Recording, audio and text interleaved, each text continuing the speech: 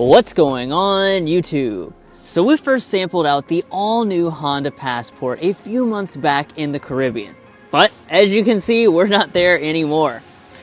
That's right, we're back home in Kentucky where Honda loaned us this Passport to test out for the past week. And we want to know, should you buy this over the refreshed 2026 Honda Pilot coming soon? Let's go ahead and find out.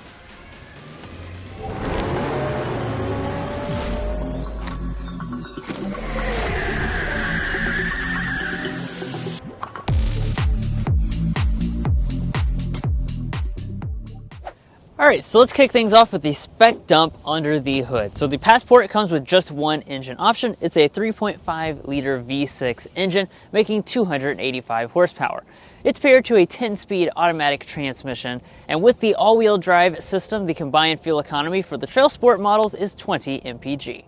Now the base price of the Passport is $44,000, which is actually a little bit more than a base Honda Pilot. And if you're looking to buy one or any new vehicle, we would encourage you to go to carconfections.com/newcarquotes to get the best price. Now, of course, later on, we're going to be taking it out for a spin to show you the performance, as well as get things like our official Kentucky sound level reading. And it's a real world review, so we have real world fuel economy to talk about, as well as if we like it better, the same, or worse after living with it this week. But let's go ahead and close up the hood so we can take a look at the exterior design as well as the inside. So starting the exterior tour with our front design, I think this is really one of the most important things to consider if you're shopping between a Passport and a Pilot. And that's because we have a totally different design for the Passport. Honda has really, with this new generation, made this look a lot more rugged than the previous one. They have this really boxy grille. Passport is prominently stamped across the front. And I think amongst the people we showed this to, most people did appreciate the rugged look of this model. Now, it's not all just about looks, though. As we go down here, we have plenty of ground clearance. We also have, most importantly, real metal skid plates on your TrailSport and your TrailSport Elite. Today, we have the TrailSport Elite. That is the top trim in the lineup. Now, let's move over here to our headlights. As you can see, we have a reflector LED arrangement. You also have a large daytime running light and turn signal indicator going around that, and it is finished in an amber color. Down below, we have our LED fog lights, and you also have the recovery hooks. As we walk around to the back, the Passport has a much boxier look than the Pilot. Yeah, I really like the way this Passport looks. Over the last week, I definitely have really grown to appreciate its squared off and boxy design. Now, we have a little bit of a spoiler right here. We do have a wiper right through the center section. This center piece is blacked out, and let's take a look at our taillights. So our taillights are going to be partially LED, so we have an LED brake light, LED reverse light. However, we still have an incandescent turn signal. I wish they had made that fully LED. As a matter of fact, it's LED in the screen in the gauge cluster, so I wish Honda would have actually made it LED. And then as we head down to the lower part, this is Passport stamped into it. And then we also have a pretty aggressive lower diffuser. 5,000 pounds is your max tow capacity. As far as the wheels are concerned, the Passport is kind of unique in the fact that it has only 18-inch alloys. That's actually across all three trim levels, no matter which one you pick. Now, of course, on the TrailSport Elite, we have a little bit of a different design. You have some kind of silvery accents on the outside edges, but they still look very tough no matter what. The most important thing, though, is the fact that both of your TrailSport trim levels come with General Grabber all-terrain tires, which help deliver you some extra capability. And thankfully, they didn't this week make too much extra noise on the inside of the vehicle. Now, as we move up here, we have a gloss black finish. Blind spot monitoring and heating will both be standard features. Power folding is on the TrailSport, and then if you want auto dimming for both the driver and passenger side, that is on the TrailSport Elite. Now here at the side, you will see that very squared off design, and overall vehicle length is 191 inches, which is about 8 inches shorter than something like a Honda Pilot. Now, as far as design touches, we have blacked out door handles. I like that. Blacked out window surrounds, the raised roof rails up here at the top. And of course, you may notice this very bright color. This is known as sunset orange. I really like this paint color. You can also get ash green, which is a very nice paint option. Now let's talk about safety. All of your active safety features are standard on the Passport. That will even include things like adaptive cruise control with a traffic jam assist. But guys, we have a lot to talk about when it comes to the interior and what we've thought about that for the past week. But first, if you're new here, we're brothers and we've been reviewing cars since we were 12 and 16. We started young, and since then we've reviewed over 2,000 cars at every price point. No matter what you're looking for, from sound level readings to cargo measurements, we'd love for you to subscribe to be a part of our Car Confections family. Let's learn a lot and have some fun with all the latest cars. Let's check out the interior. Here's our key fob. Honda does a very small and quality feeling key fob. You have standard smart entry as well as remote start. Getting inside the vehicle, just grab behind the handle. That'll unlock the door and fold the mirrors outward. And then let's take a peek inside the interior. So at first glance, you can tell there's obviously going to be a lot of shared elements with something like the 3-row Honda Pilot, but there are some special touches as well. So starting things with the RTL, that comes with a leatherette trimmed seat. You get a full leatherette seat on the TrailSport, and then the TrailSport Elite comes with this real leather seat. This also allows you to option this color on, which is obviously a brown and black contrast design. I think it looks super nice, especially with TrailSport branding up there in the headrest and the piping details. The seats themselves are nice and comfortable as well, and you have 10 ways of power adjustment here with 2 ways of lumbar support. You also have memory seats. And let's climb on inside. In closing up the door, let's look at the rest of the cabin materials. Starting out with our door trim, we have more of the brown leather through here, as well as the center section, soft touch plastic along the top. We have kind of a rugged looking, almost carbon fiber and camo type of design. You'll see that repeated throughout the interior. Top part of the dashboard is a soft touch plastic. We have more of the brown leatherette material with stitching details through there, and then more of that material in the center section. One thing I'm a little disappointed in, though, is that they did not pad the center tunnel here with some leather for your knee to rest against, but the overall build quality is nice and solid. Let's fire it up with the push button start.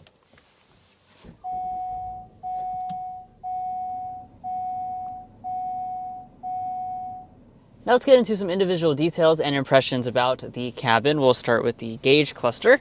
We've got a 10.2-inch digital cluster on board, which can be reconfigured in a few different designs. One thing I want to point out, though, since we're talking a lot about how this compares to a Pilot, if you get the Elite Pilot, you would actually have a head-up display, but this loaded Passport will not give you that.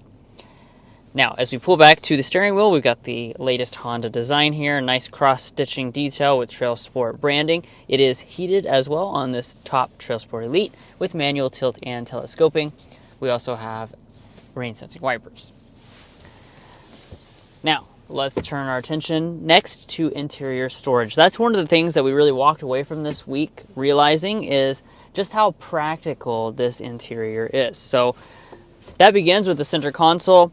You can see we have it loaded down with donuts. That's because we like to do the Car Confections donut test. And there's a lot of layers underneath of what you see here because this has 19 donuts inside the center console. That's really getting close to the maximum number of donuts that we even keep with us, which is 2 dozen. Definitely impressive for the segment.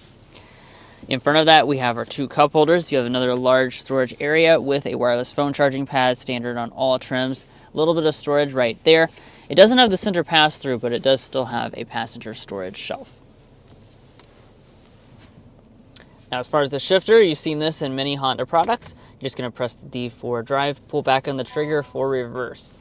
When you go into reverse, you have a standard backup camera, or on the top TrailSport Elite, you get this 360-degree overhead camera. As you can see, there's a couple different views you can choose between as well. No 3D spin or anything like that, but this trim does allow you to use it as a trail camera. So we actually did that when we were in Puerto Rico. We went off-roading, and we definitely made use of that trail camera, helping you navigate around obstacles.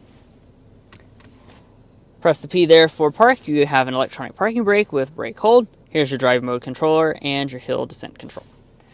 Next up, we have the climate controls, which are presented in a very traditional, fully physical button arrangement. It's 3-zone automatic and very simple to use. You also have heated seats, standard on all models. Ventilated seats are on this top model only. Then above that, we get a volume knob. On our top example, you get a Bose 12-speaker sound system, and let's go ahead and give that a sample.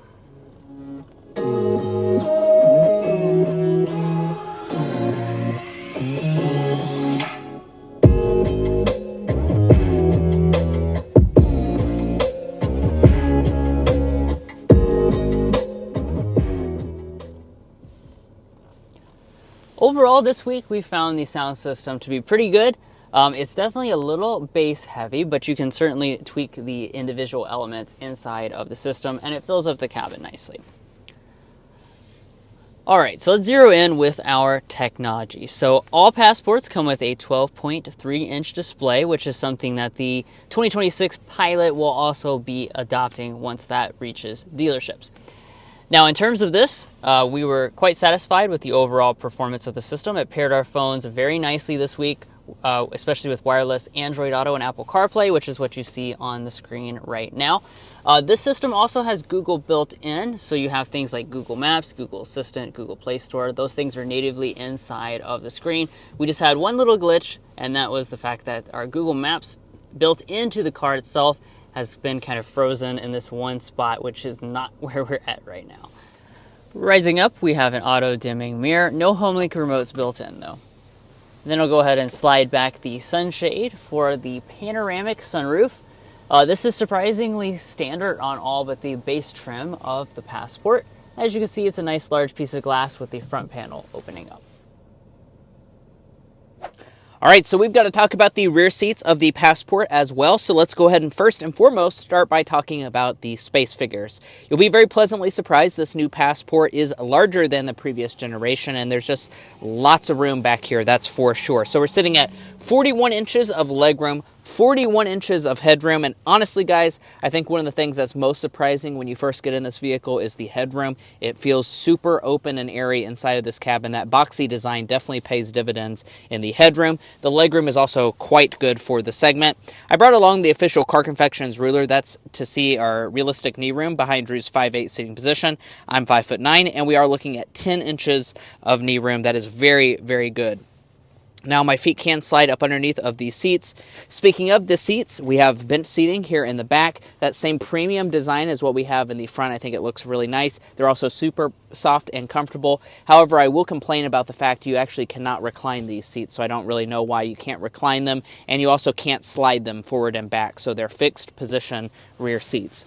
Now we have fold-down armrests with 2 cup holders inside, and let's talk about the features that you're going to find. You'll have vents on every single model. However, you have to go for the Elite model if you want your own climate controls back here. It will be 3 zones regardless, but if you want the controls, that's only on the Elite. Also only on the Elite are the 3-stage heated back seats.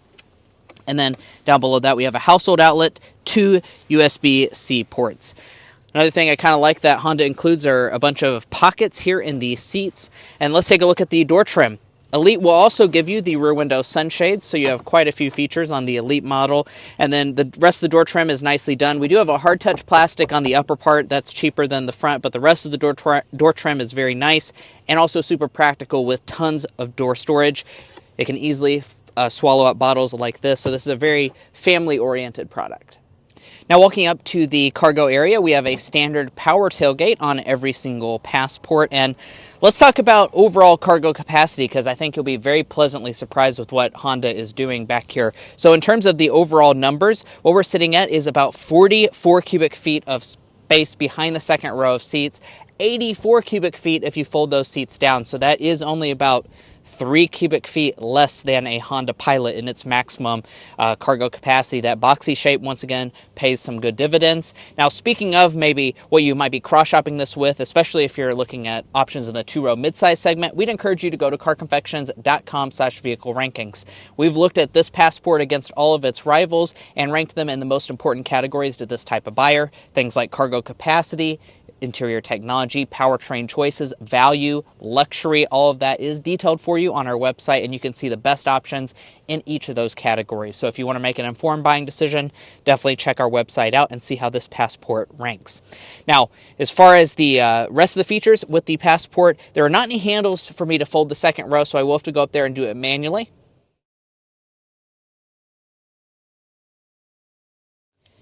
And now that I've got those seats folded down, as you can see, they fold 60-40 split. Let's get our cargo length, width, and height figures. Overall cargo length behind Drew's 5'8" position is 79 inches. From behind the second row, about 42 inches of length. The opening is going to be really wide at 49 inches wide, and the height is a little over 32 inches tall. That's also very good. Let's get our load-in height. That's sitting right at 32 inches as well. And we're not done yet because, as you can see, you have several bins of storage on both sides. Back here, you even have a household outlet, another little storage cubby right there. And if we lift up the floor, you'll see another huge storage bin, perfect for things like an ice scraper. And then, under here, you have a full spare tire underneath of the floor. So unlike many of the rivals that eliminate that, you will have that feature. Also, the Elite will give you the auto walk-away closing for the tailgate.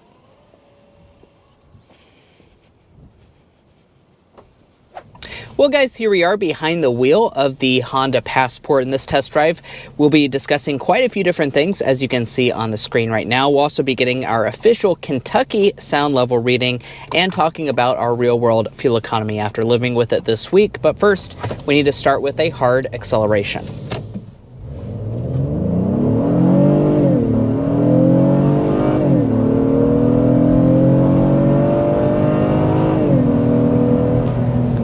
That takes us over 60 miles per hour with the Passport.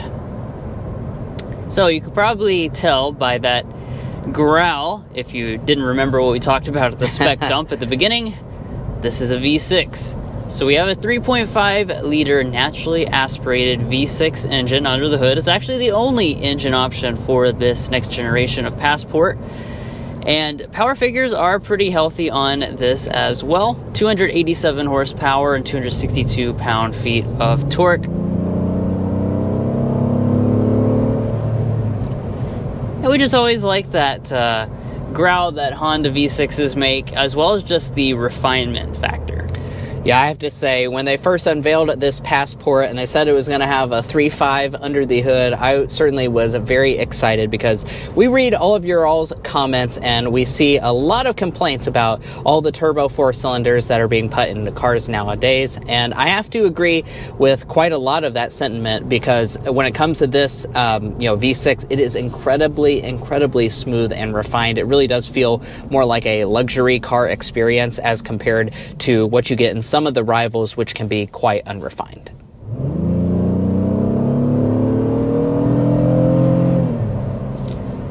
Now, if you're wondering, this is the same V6 engine as in the Honda Pilot, and there's no available hybrid or anything like that. Now, as far as the transmission is concerned, this is also familiar. It's a 10-speed automatic transmission. This is Honda's in-house developed transmission, and even though it has a lot of gears, it is nice and smooth and relatively sure of itself, except for in a few rolling start and stop situations where we had a little hesitation. Everything else was nice and smooth. Yeah. This vehicle is also all-wheel drive exclusive, so that's standard equipment on every single Passport. That's pretty nice. And, I'll go ahead and quickly mention the EPA fuel economy figures for this model. So what we're sitting at is 19, 25, 21 for the RTL. The TrailSports go down to 20 mpg combined, and I'll just go ahead and talk about our real-world fuel economy as well. Now, we do have a little bit more driving to go, so we will go ahead and insert in the official picture on the screen right now. However, our early indications, we've driven at about 100-ish miles. We are sitting right around 16 miles per gallon now. Most of that driving was done in the city-ish area. Some highway, but mostly city driving, and 16, that's certainly not great. The fuel economy on this model, I will say, you do pay the price for the V6 as compared to especially some of the hybrid offerings that you could get in the same segment. This is definitely going to be quite a bit less efficient than those. All right, we're just cruising down the road, so let's talk about overall ride quality as well. I think this was an area that everyone was super impressed with when it came to this Passport. It's basically the same as a Honda Pilot, which is a great thing because the suspension is tuned super well.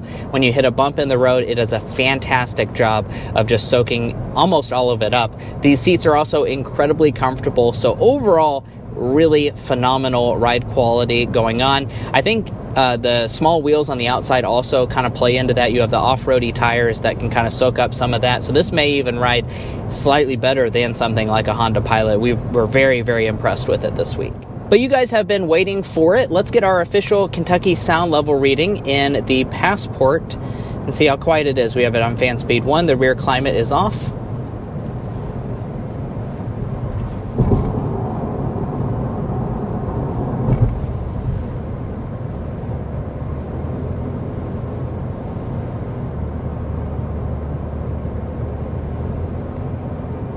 Settled in at 59.9 decibels is what we are sitting at in the Passport. Now, we don't have to sit here and guess. We can go to carconfections.com/sound level ratings and see how it compares to rivals.